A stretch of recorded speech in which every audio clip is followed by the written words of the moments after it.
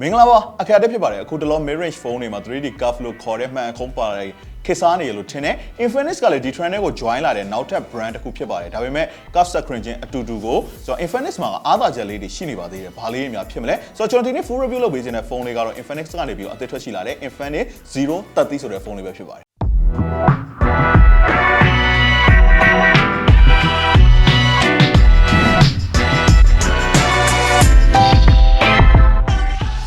ကျန်တာတွေမပြောခင်မှာဈေးနှုန်းကိုအရင်ဆုံးကျွန်တော် mention လုပ်ချင်တယ် Infinix 030ရဲ့ဈေးနှုန်းက6,900,900ကျပ်လို့သိရတယ်။ unboxing လုပ်ပြီးတော့မှဒီဈေးနှုန်းကိုသိလိုက်ရတဲ့အခါမှာတော့ surprise ဖြစ်သွားတယ်။9သိန်းကျပ်အောက်မှာ curve display ပါတယ်ကျွန်တော် performance လည်းအဆင်ပြေတယ်။ vlog phone ကောင်းအောင်တစ်လုံးကိုရှာနေရဆိုရင်တော့လောလောဆယ်မှာ Infinix ပဲရှိလိမ့်မယ်။ 2K 30fps ဗီဒီယိုတွေရိုက်လို့ရတယ်50 megapixel ဒီသူ့ရဲ့ selfie camera ကလည်းသူ့ရဲ့အဓိကဆွဲဆောင်မှုဖြစ်လိမ့်မယ်ဆိုတော့ကျွန်တော်တို့ design ပိုင်းနဲ့စလိုက်ကြရအောင်အယောင်အနေနဲ့ကတော့ sunset gold ရဲ့ misty green ရဲ့ pearly white ရဲ့ဆိုတဲ့အယောင်လေးနဲ့လာတယ်ဆိုတော့ကျွန်တော်စီရောက်နေတဲ့အယောင်ကတော့ misty green ဆိုတဲ့အယောင်ပါ misty green ဆိုတဲ့အယောင်တစ်ခုတည်းမှာပဲထူးခြားချက်တစ်ခုရှိနေတယ်အဲ့ဒါကတော့သူ့ရဲ့နောက်ဖက် cover က eco leather အသားနဲ့ဖြစ်သွားတယ်ကျန်တဲ့အယောင်နှစ်ယောင်ကတော့နောက်ဖက်က glass နဲ့ဖြစ်တယ် leather အသားကတော့ပို့ပြီးတော့ mic တယ်လို့ထင်တယ် cover မတက်ဖန်နဲ့ကင်ကျင်တဲ့သူတွေအတွက်ဆိုရင်လည်းကွက်တိပဲ hand feeling ပိုင်းအရာလည်းပို့ပြီးတော့ကင်လို့ကောင်းတယ်ဆိုတော့သူ့ရဲ့ cover ကအစိမ်းအောင်နဲ့ဘေးပေါင်နဲ့ဒီ camera range တွေမှာသုံးပေးထားတဲ့ရွှေရောင်က light ဖက်မှုရှိလုံးတယ်လို့ထင်တယ်ကျွန်တော် premium sun နဲ့ color matching လို့ပြောလို့ရတယ်နောက်ဖက် cover ကဘေးနှစ်ဖက်ကိုခုံးပေးထားတဲ့ leather အသားနဲ့ဆိုတော့ leather texture ပဲဒီနေရာမှာဖုန်းတော်တော်များများလိုမျိုး brand logo ဖြစ်တဲ့ Infinix ဆိုတဲ့ design ကိုထည့်မထားဘဲနဲ့0ဆိုတဲ့စက်လုံးကိုပဲထည့်ပေးထားတယ် camera bump ထဲမှာတော့ camera range အကြီးနှစ်ခုအသေးတစ်ခုနဲ့ triple camera setup နဲ့ဖြစ်တယ်ဒီနေရာမှာလည်း build quality ဘိုင်းကိုသေသေးချာချာဖန်တီးထားတယ်ဆိုတာကိုသိသာစေတယ် camera bump ရဲ့မှန်တဲ့တစ်ဆက်တည်းဖြစ်နေတဲ့ camera range တွေဆိုပေမဲ့ကျွန်တော်သေချာစမ်းကြည့်မယ်ဆိုလို့ရှိရင်အဲ့ဒီနေရာမှာအစင်းကြောင်းလေးတွေပြေးပေးထားတာကိုခံစားမိလိမ့်မယ်နည်းနည်းလေးကြမ်းပေးထားတဲ့သဘောပေါ့ချစ်ရတယ်မထင်အောင်လို့နောက်ထပ် camera range ရဲ့အပြင်ဘက်ကိုလည်းရွှေရောင်ဘေးပေါင်လေးနဲ့ကုတ်ပေးထားတယ် camera range အသေးနဲ့တစ်ဆက်တည်းဖြစ်နေတာကတော့ quad flashlight ပါဆိုတော့အဲ့ flashlight ကိုလည်းလေးလုံးကိုသူကအဝိုင်းပုံစံလေးနဲ့ချပေးထားတယ် camera bump ရဲ့မှန်ကိုရွှေရောင်နဲ့ပဲပုံဖော်ပေးထားတယ်ဆိုတော့ဘေးဘက်ကိုလည်းရွှေရောင်ဘေးပေါင်နဲ့လည်းကုတ်ပေးထားတယ်ဘေးပေါင်ကိုတော့ plastic frame ကိုပဲသုံးပေးထားတယ်ဘေး quality ကလည်းဒီဘက်မှာတော့မဆိုးပါဘူးဆိုတော့ရှေ့ဘက်မှန်ရောနောက်ဘက် cover ရော curve ဖြစ်နေတဲ့အတွက်ဘေးပေါင်တွေကကျင်းလေးဖြစ်နေတယ်ဆိုတော့ညာဘက်ဘေးပေါင်မှာတော့ power button ရဲ့ volume up down close လေးတွေပါမယ်ဆိုတော့အပေါ်ဘက်မှာတော့ဒါ speaker တစ်ပေါက်ရဲ့နောက်ထပ်ကျွန်တော် secondary mic ပေါက်ရဲ့ပါမယ်ဒီနေရာမှာတော့ကျွန်တော် power bank Infinix ဆိုတဲ့စာသားလေးတွေ့ရပါတယ်ဆိုတော့အောက်ဘက်မှာတော့ speaker တစ်ပေါက်ရဲ့ USB type C အားသွင်းပေါက်ရဲ့နောက်ကျွန်တော်တို့ဒီ mic ပေါက်တစ်ပေါက်ရဲ့ dual sim card ထည့်လို့ရတဲ့ sim tray လေးပါပါတယ်ဆိုတော့ design ဘိုင်းမှာရော base quality ဘိုင်းမှာရောသူရဲ့ဈေးတန်းမှာဘာမှကျွန်တော်တို့အသိပြီးအပြစ်ပြောစရာမရှိပါဘူးတော်တော်လေးကိုတက်ရတယ်လို့ပြောလို့ရတယ်ရှေ့ဘက် screen ကတော့ဒီဖုန်းရဲ့အသက်လို့ပြောလို့ရတယ် 6.78 inch ရှိတဲ့ AMOLED curved screen display ကိုသုံးပေးထားတယ် display ရဲ့ quality ကလည်းတော်တော်လေးကိုကောင်းတဲ့ထဲမှာပါပါတယ် color ဘိုင်းရော contrast ဘိုင်းရောမှာအဆင်ပြေတယ် 1080p Full HD Plus resolution ကိုမှာ950 nit peak brightness နဲ့ 120Hz refresh rate က3ကြည့်ရတဲ့လောက်မှာတော့တော်တော်လေးကို smooth ဖြစ်တယ်ကျွန်တော် social media scrolling ဘိုင်းမှာရော game ဆော့တဲ့အပိုင်းမှာရော UI အသုံးပြုတဲ့အပိုင်းမှာပါချောချောမွေ့မွေ့ဖြစ်တယ်1920Hz PWM dimming ကြောင့်ကျွန်တော်မျက်စိထိခိုက်တာတွေကိုလည်းကွာကွယ်ပေးတယ်ဒီ display မှာကျွန်တော် YouTube video ကြည့်တာတို့ Netflix ကြည့်ရတာတို့တော့မှာကောင်းတယ်သူ့ရဲ့ viewing experience ကဒီအပိုင်းမှာသိသိသာသာကိုကောင်းပါတယ် screen ကနောက်ထပ်ကြိုက်တဲ့အချက်တစ်ချက်ကတော့ in display fingerprint ပါတာပါပဲ fingerprint ရဲ့ response ဟာလည်းတော်တော်လေးကိုမြန်တဲ့အထဲမှာပါတယ်ဆိုတော့ဒီဈေးတန်းနဲ့ display ကောင်းကောင်းမှာ in display fingerprint ကိုသုံးပေးထားတာကတော့တော်တော်လေးကိုသဘောကျမိတယ်ဗီဒီယိုတွေကြည့်ရတဲ့ viewing experience ကောင်းတာမှာနောက်ထပ်အဓိကထောက်ပံ့ပေးထားတဲ့အချက်ကတော့သူ့ရဲ့ stereo speaker ပါ JBL auto tuning ဖြစ်တဲ့ high res US speaker ကိုသုံးပေးထားတဲ့အတွက်အသံထွက်အပိုင်းမှာတော့ mic တဲ့ထဲမှာပါတယ်ဗီဒီယိုတွေကို landscape အနေအထားနဲ့ကြည့်တဲ့အခါမှာ cinematic experience ကိုအပြည့်အဝရတယ်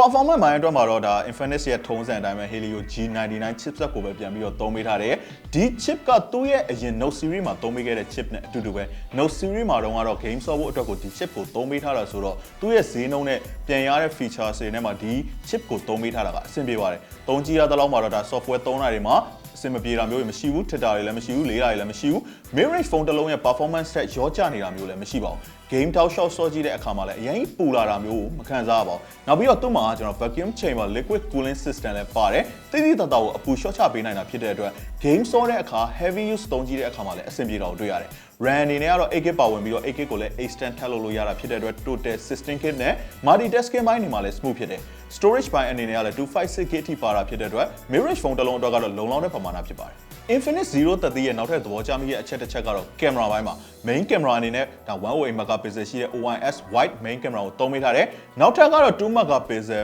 macro ရဲ့2 megapixel depth camera ကိုသုံးပေးထားတယ်optical image stabilization ကတော့ video ရိုက်တဲ့အခါမှာပို့ပြီးတော့အဆင်ပြေတော့တွေ့ရတယ်ပုံထွက်အနေနဲ့ကတော့ပုံထွက်တွေက sharp ဖြစ်တယ်ကြည်လင်ပြပြသားဖြစ်တယ်သတိထားမိတာတစ်ခုကတော့ပုံကိုရိုက်လိုက်ပြီးဆိုတာနဲ့ AI ကတစ်ခါတည်းပြင်ပြီးတော့မှပုံတွေကိုထုတ်ပေးတယ်ပုံတွေက1ဖြစ်တဲ့ဘက်ကိုသွားတာကိုသတိထားမိတယ် face detection ဘိုင်းမှာလည်းအလုပ်ဖြစ်တယ် focus chain နဲ့အပိုင်းမှာလည်းမြန်တယ် low light တွေမှာလည်းပုံထွက်တွေကအဆင်ပြေပါတယ် 2K 30 fps ထိ video တွေကိုလည်းရိုက်လို့ရတယ် cinematic ratio နဲ့လည်း video တွေကိုရိုက်လို့ရပါတယ်front camera ကိုတော့50 megapixel wide camera ကိုသုံးပေးထားတယ်တခုမိုက်တာက front camera မှာလည်း 2K 30 fps ဒီ video တွေကိုရိုက်လို့ရတာပါသူရဲ့ဒီ front camera က vlog တွေရိုက်ဖို့အတွက်အကောင်းဆုံးဖြစ်အောင်ထည့်ပေးထားတာ video quality ဘိုင်းမှာလည်းတော်တော်လေးကိုသဘောကျမိတယ် dual video mode ဆိုတာလည်းပါတယ်ကျွန်တော်ရှေ့နောက် camera နှလုံးကိုတစ်ပြိုင်တည်းရိုက်တာ vlog တွေဖန်တီးချင်တဲ့သူတွေအတွက်လည်းအဆင်ပြေတယ်front camera ရဲ့ရုပ်ထွက်ကလည်းအဆင်ပြေတဲ့ထဲမှာပါပါတယ်အရင် Note series ရဲ့ front camera ဘိုင်းမှာသဘောကျမိခဲ့တယ်လို့ပဲအခု 030 ရဲ့ front camera ရဲ့ရုပ်ထွက်ပိုင်းကိုလည်းကျွန်တော်စိတ်တိုင်းကြမိတယ်